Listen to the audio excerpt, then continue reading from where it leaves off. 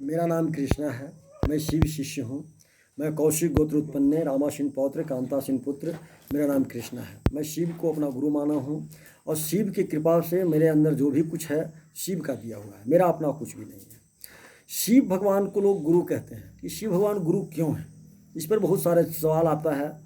तो मैं कहता हूँ कि शिव को जिसने अगर शिव का फोटो भी अगर देखा है तो गौर से अगर देखे तो उन्हें ये पता चल जाएगा कि शिव सचमुच में गुरु हैं। शिव के एक पैर में लोहे का कड़ा बना हुआ है। उस कड़ा का मतलब ये है कि ये कहते हैं कि आप कहीं भी जाइए, अपनी मान सम्मान को बचा कर जाइए और अपने पैर को इतने भारी रखिए कि कहीं अरे गहरे नत्थे खैरे पर जगह पर मत चले जाइए, नहीं तो आपका मान सम्मान की हानि होगा। क्योंकि उन्होंने एक बार इसी चक्कर में माता सती को भी रोका था कि जब उनके पिता के यहाँ यज्ञ हो रहा था तो उन्होंने जाने से मना किया था, लेकिन नहीं मानने के कारण उनका मृत्यु हुआ और शिव को लाश लेकर के भ्रमण करना पड़ा। इसलिए मैं शिव को दोबारा प्रणाम करता हूँ। आप सभी श्रोता लोग को भी मैं प्रणाम करता हूँ। दूसरी चीज़ है, शिव जी के आपने देखा होगा कि शरीर पर एक बाघंबर लपेटे हुए हैं। उसका ये प्रतीक है कि आप कपड़ा जरूर अपने शरीर पर धारण कीजिए। कुछ लोग कहते हैं कि शिव जी तो नंग धड़ंग हैं, लेकिन मैं कहता हूँ कि शिव के फोटो में कहीं नंग धड़ंग नहीं दिखा गया है।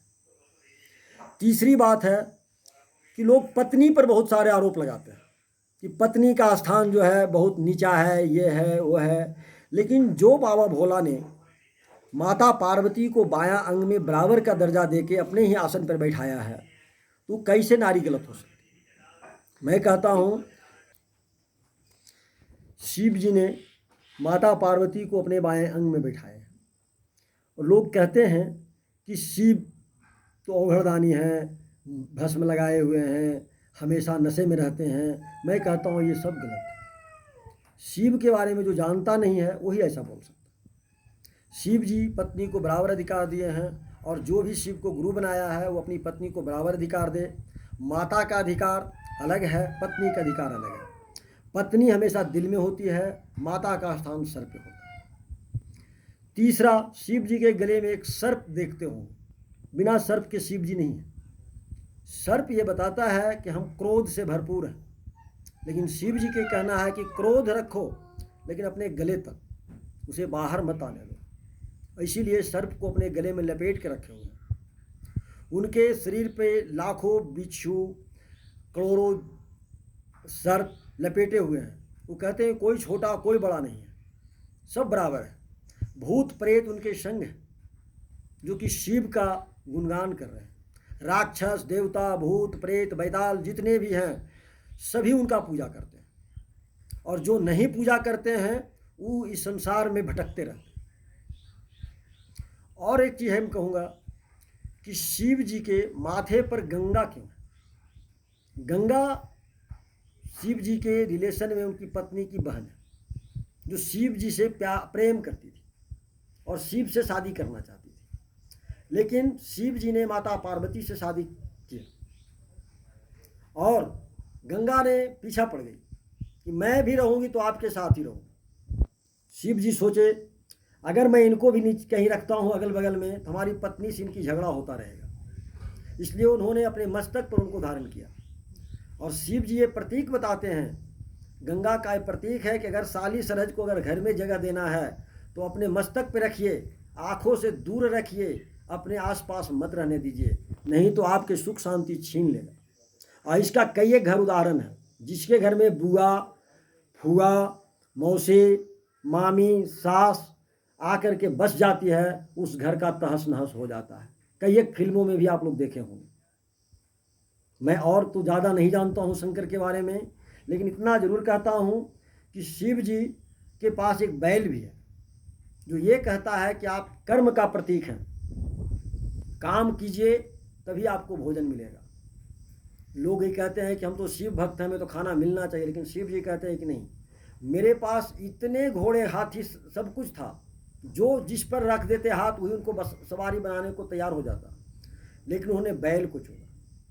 इसलिए कि बैल एक अथी का प्रतीक, कर्म का प्रतीक है। और शिव जी हमेशा कहते हैं कि मैं तो बैठा हूँ, जिसको मर्जी है आकर के जल उझेल करके चले जाओ, मैं कभी आपको तंग नहीं करूँगा, कुछ नहीं कहूँगा।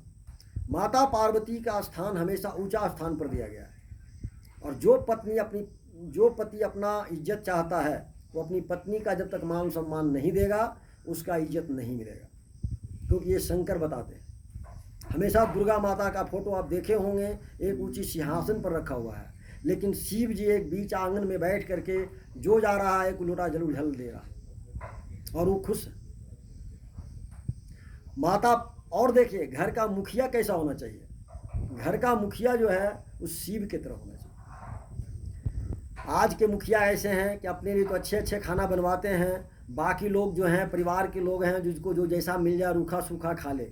शिव जी कहते हैं नहीं, अच्छे अच्छे सबको खिलाते हैं। माता पार्वती के लिए बढ़िया बढ़िया जेवर, बढ़िया बढ़िया कपड़ा, बढ़िया बढ़िया गहना चढ़ा हुआ है।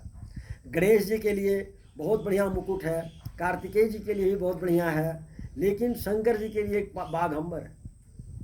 खाने के लिए सबको लड्डू, पेड़ा, जलेबी, रसगुल्ला, पंतुआ बहुत सारा चढ़ता है।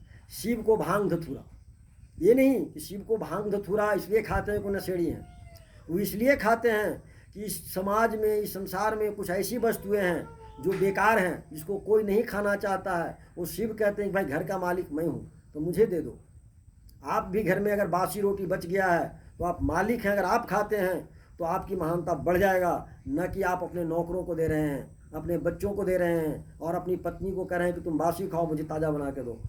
अगर आप घर के मालिक हैं और आप ये कहते हैं कि जो बेकार चीज़ है वो मुझे दे दो, बढ़िया तुम लोग खा लो, बच गया तो मुझे दे दो, कोई बात नहीं, आपकी मान महानतम बढ़ जाएगा।